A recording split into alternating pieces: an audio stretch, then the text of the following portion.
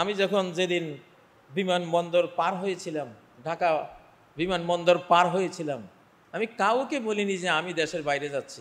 বিমানে উঠছি, তারপরেও বলি নেই যে আমি যাচ্ছি। বিমান যখন আকাশে উঠছে, যখন আমি বুঝছি যে এইবার আর আমাকে ধরতে পারবে না, তখন ফোন করেছি, ভাই আমি কিন্তু গেলাম। তাহলে সেই সেই বিধানটা কঠিন ছিল না? কিন্তু আধিপত্যবাদের দৃষ্টিতে এটা ছিল আধিপত্যবাদ দ্রোহী একটা বক্তৃতা। সেজন্য এই মসজিদ থেকে খুতবা দিয়ে নামাজ পড়ে বের হওয়ার পরেই ফোন পেলাম যে আপনার মামলা আছে। শুরু হলো। সেদিন 24 সেপ্টেম্বর 2021 সাল, জুমাবার ছিল। এই মসজিদ থেকে ওই খুতবা দিয়ে বের হওয়ার পরেই আমি মোবাইল ট্র্যাকিংয়ে তাদের আওতায় চলে গেছি এবং 2 দিন পরে আমি অ্যারেস্ট। 24 সেপ্টেম্বর এখানে খুতবা দিলাম, স্বাধীন সমৃদ্ধ নিরাপদ বাংলাদেশ চাই। 27 সেপ্টেম্বর রাতে আমি, আর সেদিন আপনাদের পক্ষ থেকে, এই দেশের কোটি কোটি স্বাধীনচেতা জনতার পক্ষ থেকে সেই ঘোষণাটি আল্লাহ দিয়েছিলেন যে স্বাধীন বাংলাদেশ জিন্দাবাদ, রমুক্ত বাংলাদেশ জিন্দাবাদ। সেই স্বাধীন সার্বভৌম বাংলাদেশে আবার আল্লাহ এনেছেন। আবার সেই মসজিদে, সেই মিম্বরে আল্লাহ বসিয়েছেন।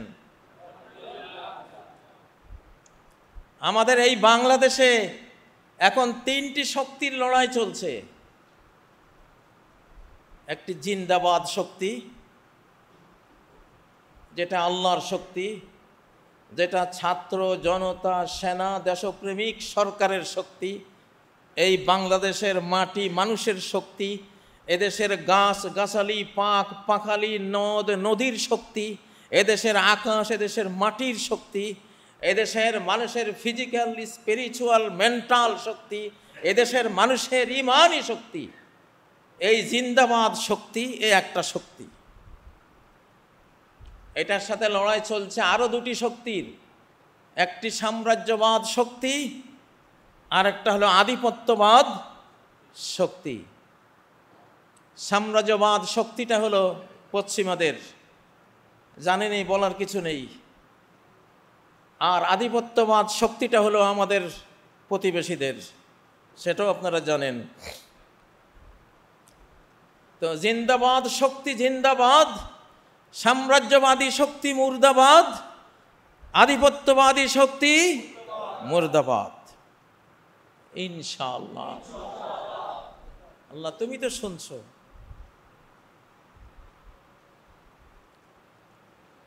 প্রিয় বন্ধুরা,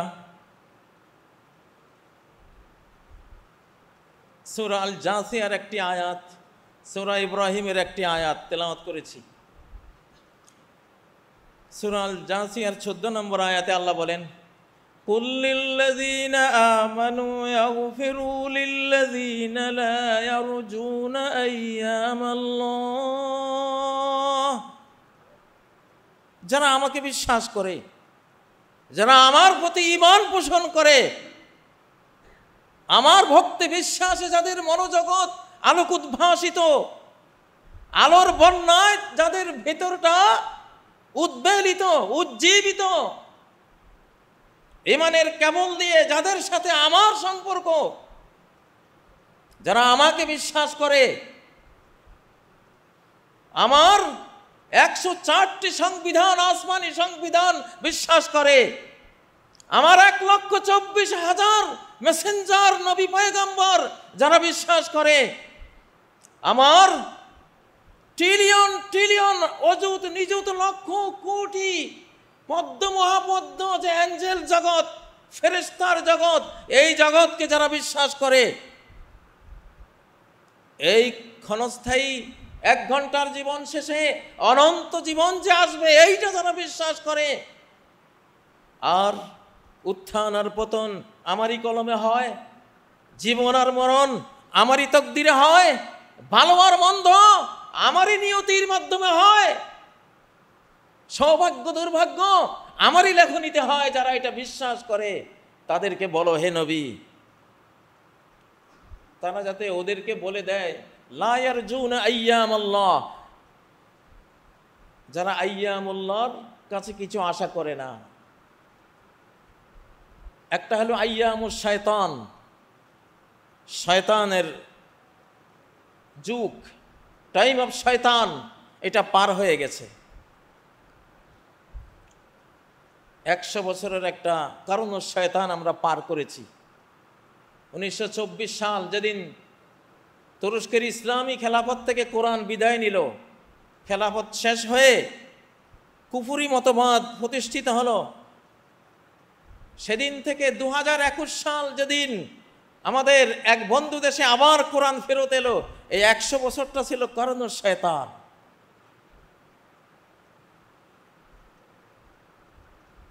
সেই কারণ শয়তানের শুরুতে আল্লাহ ফেরাউনের লাশ 3000 বছর আগে মাটির নিচ থেকে বের করে দেখিয়ে দিলেন, এই শয়তানি করেছিল, তার শুটকি দেখো, তার পরিণতি দেখো।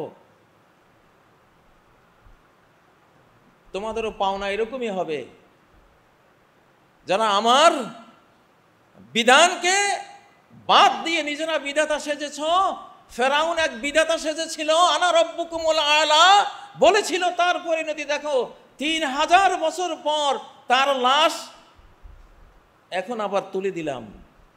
3000 বছর কেন তুললাম না, কেন এখন তুললাম? সিগন্যাল, 10 নম্বর মহাবিপদ সিগন্যাল তোমাদের জন্য, যারা আমার বিধান ত্যাগ করে আবার নিজেরা বিধাতা হয়েছে, তোমাদের জন্য রাখলাম। 1881 সালে সেই লাশটি আল্লাহ বের করে দিলেন।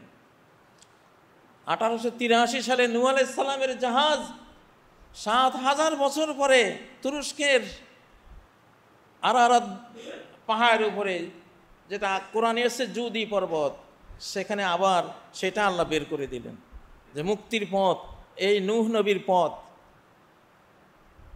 এই ধর্মীয় কিস্তিতে চড়ো, ধর্মীয় জাহাজে চড়ো, এই পথে আসো, মুক্তি পাবে। প্রিয় বন্ধুরা, এখন আইয়ামুল্লাহ শুরু হয়েছে বাংলাদেশে। 5ই আগস্ট এটি আইয়ামুল্লাহ, এটি আল্লাহর দিন, the day of Allah, day of রব্বুল আলামিন। এটা ডে অফ শয়তান নয়, ডে অফ হিন্দুস্তান নয়, এটা ডে অফ ফ্যাসিবাদ নয়, এটা ডে অফ আল্লাহ। আর সৃষ্টি জগতে এনে বললে day of Bangladesh, day of Bangladeshi, বাংলাদেশিদের দিন, এটা বাংলাদেশের দিন, মূলত আল্লাহর দিবস। আল্লাহ বলছেন যে আল্লাহর দিবস যখন শুরু হয় তখন আশা করো, অনেক পাবে। আর যারা আল্লাহর দিবস আসলেও তাদের আশার বাতিগুলো জ্বলে না, আশার কিশলয়গুলো হৃদয়ে তাদের পাতা মেলে না, তাদের আশা জাগে না, ওদেরকে বলে দাও, মুমিনদেরকে বলে দাও, এদেরকে নিয়ে চিন্তা করো না, এদের মাফ করে দাও। বেবুঝ, অবুঝ, সেন্স নাই, জ্ঞান নাই, ওরা ওদের বিনিময় পেয়ে যাবে, তাদের এই কর্মফল পেয়ে যাবে যেদিন আল্লাহর কাছে যাবে। এদেরকে আর কিছু বলার নেই। আল্লাহর দিন আসার পরেও এত স্পষ্ট বিজয়, যাদের পুলিশ বাহিনী পুরোটা, যাদের বিজিবি বাহিনী পুরোটা, যাদের র্যাব বাহিনী পুরোটা, যাদের ইন্টেলিজেন্স সবটা, ডিজিএফআই যাদের, এনএসআই যাদের, ডিবি যাদের, সেনাবাহিনী যাদের, সচিব যাদের, মন্ত্রণালয় যাদের, সব কিছু যাদের, তারা কিভাবে, কিছু আবু সাইদ, কিছু বাচ্চা 4 বছর, 10 বছর, 14 বছর, কিভাবে যারা কোটা কোটা কোটা করে রাস্তায় বের হলো, আল্লাহ সেটা গোটা দেশ ওদের হাতে তুলে দিলেন। কোটা থেকে গোটা, ওরা তো গোটা চায়নি, ওরা কোটাই পায় না, কোটার জন্য আন্দোলনে নামছে। যাদের কপালে কোটাটাই জুটেনি তারা গোটাটা পায় কোত্থেকে? যদি না এটা আল্লাহর দান না হয়। এটা আইয়ামুল্লাহ, এটা আইয়ামুল্লাহ, আল্লাহ আল্লাহর দিন শুরু হয়েছে বাংলাদেশে, এখন আর শয়তানের দিন আসবে না, এখন আর শয়তানের দিন আসবেই না ইনশাআল্লাহ। শয়তানের দিন আর আসবে না। وَإِنَّ يَوْمًا عِندَ رَبِّكَ كَأَلْفِ سَنَةٍ مِّمَّا تَعُدُّونَ। সূরা হামিম আস-সাজদার শুরু আয়াত ৬-৭ নম্বর আয়াত, ওইগুলি পড়লে এই তথ্যগুলি পাবেন যে তোমার রব যে দিন যখন শুরু হয় এটার রেঞ্জ ১,০০০ বছর। একদিন আল্লাহর দিন যখন শুরু হয় এটার রেঞ্জ কত? ১,০০০ বছর। তো দুনিয়ার মুসলিম জাতি আর থাকবে না, এটা থাকবে আগামী আর হয়তো অর্ধ শতাব্দী বা কিছু বেশি। তো এটা যে আমাদের, কোনো সন্দেহ আছে?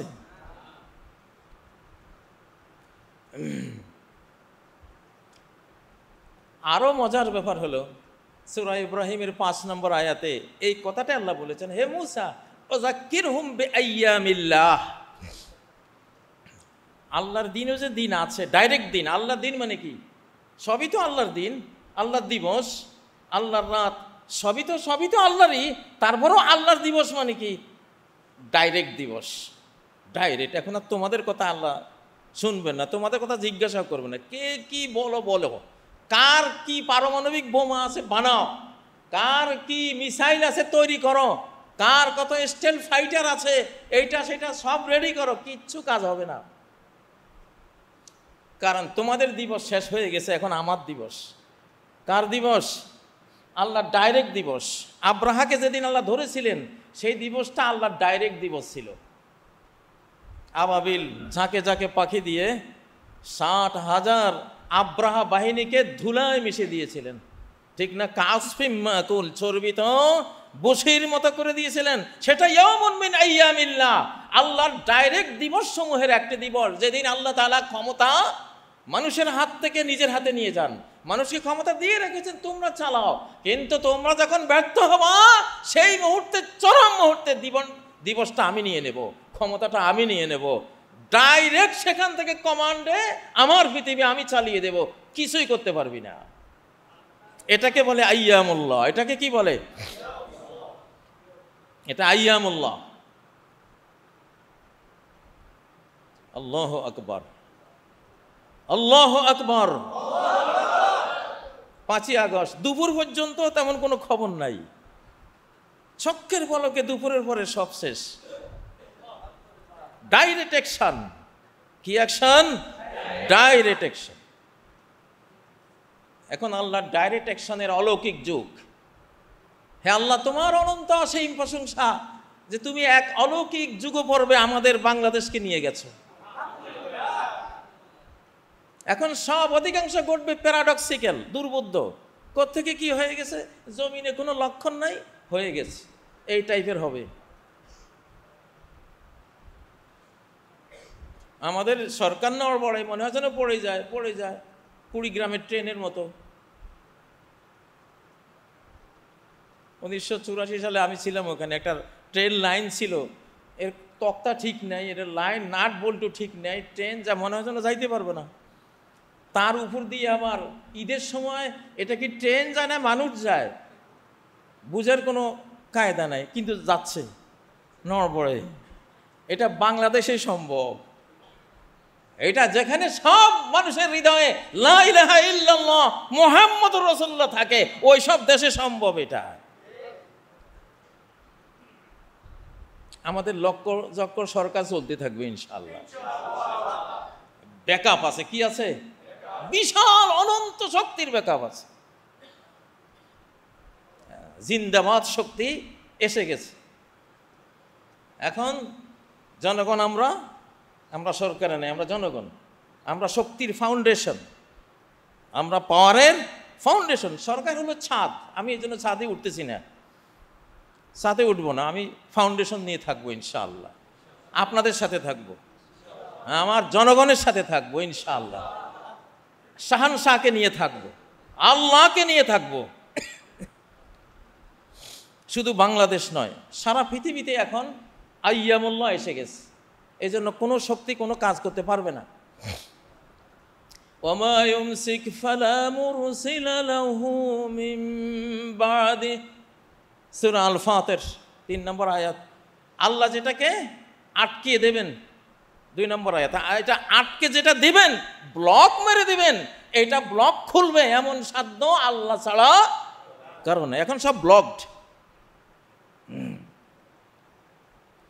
আপনাদের কারো কারো বিশ্বাস করতে একটু কষ্ট হবে আমি জানি, কিন্তু আগে আগে দেখিয়ে হতা হয় কেয়া। ভবিষ্যতের দিকে তাকাবেন কি হয়, দেখবেন মিলবে, মিলে যাবে, হয়ে যাবে ইনশাআল্লাহ। কারণ এটা কোরআনের কথা। কোরআন তো কিতাবটাই হলো মৌলিকভাবে book of future, the book of future.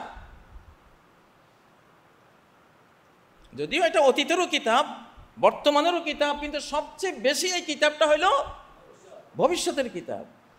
তুমি সালাত পড়ো, জান্নাতে যাও। তুমি যাকাত দাও, সম্পদ বৃদ্ধি করো, জান্নাতে যাও, সুখী হও, ফিউচার।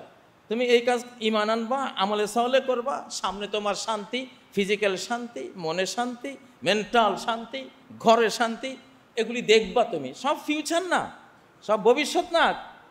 কোরআন তো পুরোটাই ভবিষ্যতেরই কিতাব প্রায়।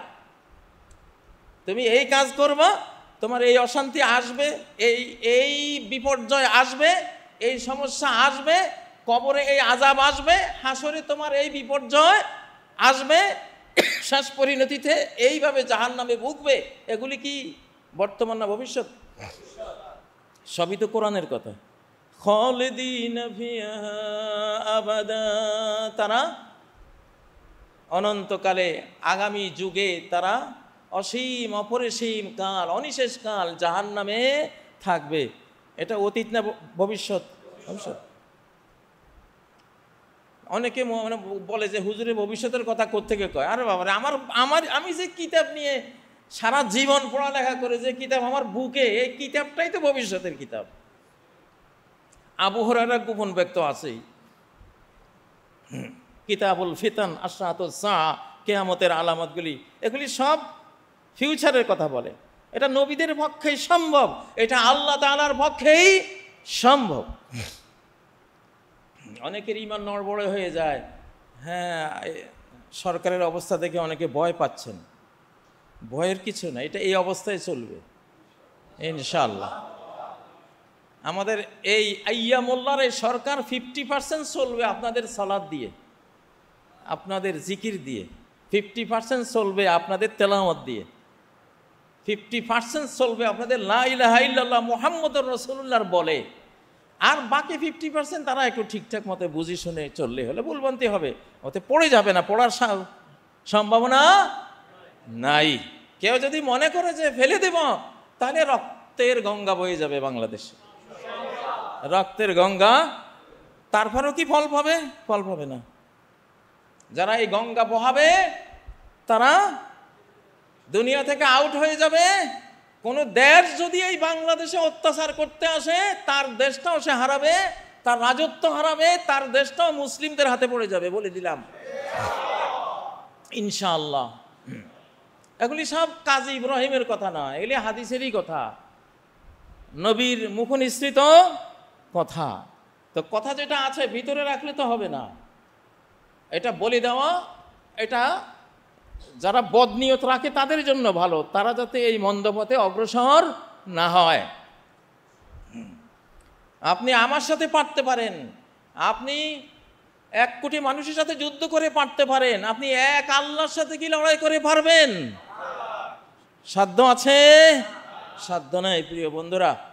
অতএব বাংলাদেশের মানুষকে স্টাডি করলে আমরা দেখি কিভাবে মানুষ এতটা আল্লাহ ভক্ত হয়েছে। আমাদের যে বাচ্চাদেরকে আমরা বলতাম মোবাইল অ্যাডিক্ট, সারাদিন মোবাইল জগৎ নিয়ে, তাই না? সারাদিন ওই যে কি পাবজি না জানি কি, টিকটক, তারপর যারা এটা জানতে ছিল, এটার ভিতরে তারা ডুবে ছিল। এই নিউ নেশনটাকে এক হেসকা টানে আল্লাহ নিয়ে আসলেন একেবারে রাজনীতির রাজপথে। তারা 1 মাসে গোটা পৃথিবীকে রাজনীতি শিখিয়ে দিল, গোটা পৃথিবীকে আন্দোলন শিখিয়ে দিল। গোটা পৃথিবীকে বিপ্লব শিখিয়ে দিল। গোটা পৃথিবী থেকে কিভাবে ফ্যাসিবাদের পতন ঘটাতে হয় ওরা শিখিয়ে দিল না? এরা কি আল্লাহ ছাড়া কারো দ্বারা প্রশিক্ষিত হলো? এটা কি সম্ভব? নেকড়ে বাঘ যখন দেখে ভেড়ার ফালে আক্রমণ করলে পেছনে জমিদারের বন্ধুকলা বসে আছে, তখন আস্তে লেজ গুটিয়ে পালায় যে এখানে আক্রমণ করলে গুলি খেতে হবে, তাই না? বাংলাদেশের এই পরিবর্তনের পেছনে আমরা জানি রে ভাই, আমরা জানি, জেনেই বলতেছি, এটার পেছনে টোটাল শাহানশাহ আছে। কেউ এখানে কোনো বদনিয়তে আগাবেন না। আমাদের সরকারে যারা আছেন, বিভিন্ন বাহিনীতে যারা আছেন, আমাদের মন্ত্রণালয়ে যারা আছেন, সচিবালয়ে যারা আছেন, থানায় যারা আছেন, সবাইকে বলছি ভিতরটা ক্লিন করে এই দেশের কোটি কোটি জনস্রোতে মিশে যান, ইনশাআল্লাহ মিশে যান। আপনারা সবাই ভালো পথে আসেন, ভালো দিয়ে মন্দকে দূর করেন, তাহলে একদিন হয়তো 1, 2, 5 বছর পরে আবার আপনারা জনস্রোতে মিশে যেতে পারবেন, আবার ভালো কাজ করতে পারবেন। কিন্তু মন্দ পথে গেলে ভাই এটার পরিণতি আরো খারাপ আসবে। তো আল্লাহ তাআলাকে শুকরিয়া জানাচ্ছি, যিনি সর্বশক্তিমান, তার ইনফিনিটি ক্ষমতা, তিনি বাংলাদেশে আমাদেরকে দেখিয়েছেন।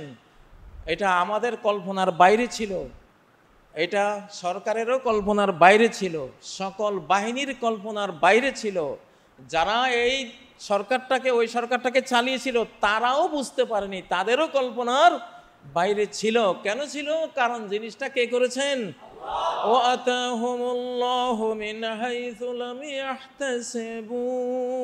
আল্লাহ আক্রমণটা শানিয়েছেন এমন এক পয়েন্ট থেকে, যেই পয়েন্ট থেকে আক্রমণ আসতে পারে কেউ ঘুণাক্ষরেও কল্পনা করতে তারা পারেন। কয় না, হাতি গেল রসাতল, ছাগি বলে কত জল। হাতিরা পারেনি যে সরকারকে হঠাৎ বাচ্চারা নাকি সরাবে, এদের কোনো হিসাবেই ধরেনি কেউ।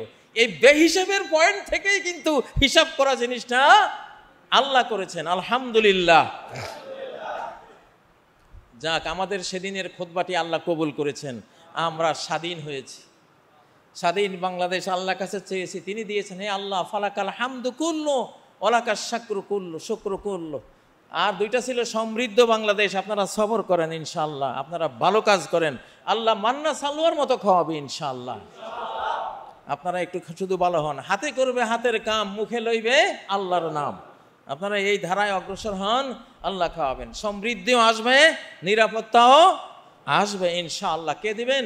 আল্লাহ দিবেন। সর্বশেষ যে আয়াতটি পড়েছিলাম সূরা আল বাকারার শেষ মহিমান্বিত দুটি আয়াতের একটি আমি পড়েছি। নবীজি বলেছেন, মান করাআ আল আয়াতাইনি মিন আখির সূরাতিল বাকারাতে ফি লাইলাতিন কাফাতাহু। সহিহ বুখারীর তাফসীর অধ্যায়ের হাদিস, যে কোরআনে কারীমের সূরা আল বাকারার শেষ 2 আয়াত যদি কেউ কোনো রাতে পড়ে, সেই রাত আর তার কোনো নিরাপত্তাজনিত কোনো চিন্তা করতে হবে না, যথেষ্ট তার জন্য। তো আমাদের ভুল ভ্রান্তিগুলো যাতে আল্লাহ ক্ষমা করে দেন, আমরা যে ভুলগুলো করছি সেটা ক্ষমা হয়ে গেলে আল্লাহর সাহায্য, নুসরত, রিজিক আসতে আর কোনো বাধা এই দেশে নাই। রব্বানা লা তুআখিযনা ইন নাসিনা আও আখতানা। হে আমাদের রব, আপনি আমাদেরকে পাকড়াও করেন না যদি আমরা ভুলে যাওয়ার কারণে, স্মরণে নাই এই কারণে কোনো অন্যায় করে ফেলি। আদমের স্মরণ ছিল না যে এই গাছ নিষিদ্ধ, স্মরণে ছিল না, এই জন্য খেয়েছে। আল্লাহ শিখিয়েছেন, তুমি বলো রোজার দিন স্মরণে নাই যে রোজা, পেট ভর্তি করে ভাত খেয়ে ফেলেছে। ভাত তো খেয়েছে, পরে ফলও খেয়েছে, মিষ্টিও খেয়েছে, তাই না? পরে পান চাবাচ্ছে, ওই সময় খেয়াল হয়েছে যে আমি তো রোজা। হুকুম কি? তোমার খাওয়া দাওয়াও ঠিক আছে, রোজাও ঠিক আছে। কি কারণে? এই আয়াতের কারণে। লা তুআখিযনা ইন নাসিনা। আমাদের যদি মনে না থাকে, স্মরণে না থাকে, এই কারণে কোনো কিছু করে ফেলি, তুমি কিন্তু আইনের আওতায় আনিও না, ওটা বিচার করো না। আল্লাহ কয় ঠিক আছে, যাও। ও আমার হাবিবের উম্মতের জন্য তারা মনে না থাকলে কোনো বিচার নাই। আল্লাহু আকবার। ইন্নাসিনা আও আখতানা, অথবা যদি আমি করতে চেয়েছি এইটা হয়ে গেছে, আর একটা গাড়িটা আমি ড্রাইভ দিয়েছি এদিকে বাঁচার জন্য, কিন্তু ওই দিকে গাড়িটা আরেকটার সাথে লেগে অ্যাক্সিডেন্ট হয়ে গেছে। তা আল্লাহ মাফ করে দাও। আল্লাহ বলেন যে আমি মাফ করে দিলাম, কারণ ইচ্ছাকৃত ভুল ছিল না, ইচ্ছাকৃত ভুল ছিল না। তীর মেরেছে হরিণকে, গিয়ে লেগেছে একজন মানুষের গায়ে, তাই না? মিস্টেক হয়েছে, তার ইচ্ছা ছিল না মানুষকে মারা, কিন্তু মিস্টেক, এটা মাফ। এটা কি? এটা মাফ। যদিও সেটা সেখানে দিও দিতে হয়, মরে গেলে রক্তমূল্য দিতে হয়, কতলে খাতা, যেহেতু মানুষ, তো একটা মানুষ মরলে তার একটা প্রায়শ্চিত্ত তো আছে।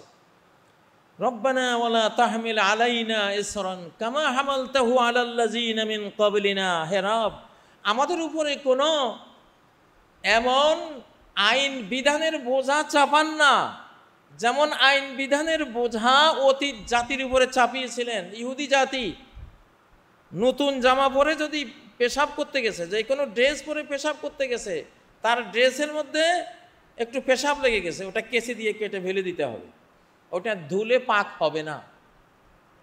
সহজ না কঠিন? কত বড় কঠিন, কত বড় কঠিন। একজন কবিরা গুনাহ করে ফেলেছে, একটা ইয়াবা ট্যাবলেট খেয়ে ফেলেছে, বা একটা মাদক দ্রব্য সেবন করে ফেলেছে, কবিরা গুনাহ। ইহুদিদের ধর্মে আল্লাহর আইন ছিল, এখন তোমাকে মৃত্যুদণ্ড দিতে হবে, তাহলে তোমার এই গুনাহ মাফ হবে, তওবা কবুল হবে। ফাতুবু ইলা বারিইকুম ফাকতুলু আনফুসাকুম, তোমরা তোমাদের স্রষ্টার কাছে তওবা করো। তওবার পদ্ধতি কি? ফাকতুলু আনফুসাকুম, নিজেকে মৃত্যুর দুয়ারে ঠেলে দিতে হবে, মৃত্যুদণ্ড গ্রহণ করতে হবে। আল্লাহু আকবার। সহজ না কঠিন? আর এই উম্মতের জন্য কি 1 কেজি মদ খেয়েও মনের মধ্যে আসছে না, আরে ভুল করেছে, আল্লাহ তুমি মাফ করে দাও, আমি জীবনে আর খাবো না। আচ্ছা যাও, যা বান্দা, জীবনে আর খানা, আমি মাফ করে দিলাম। বিধানগুলি কত সহজ পেয়েছেন, আল্লাহু আকবার। অতীতের কোনো কোরবানি কেউ খেতে পারতো না। আপনি হাজার কোটি টাকার কোটি কোটি প্রাণী কোরবানি করেছেন, আকাশ থেকে আগুন এসে খেয়ে ফেলত।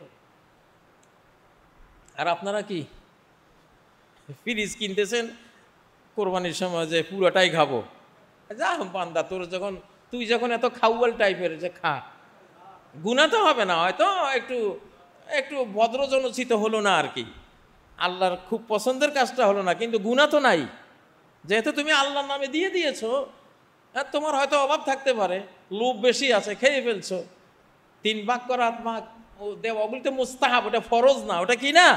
ফরজ না। তো দেখেন, আপনারটা আগুনে জ্বালায় না, আপনি নিজে খেয়ে ফেলেন। আল্লাহু আকবার। সহজ না কঠিন আমাদের জন্য? এইটা বিগত ফ্যাসিবাদ সময়ে কত কঠিন হয়েছিল আমাদের জন্য।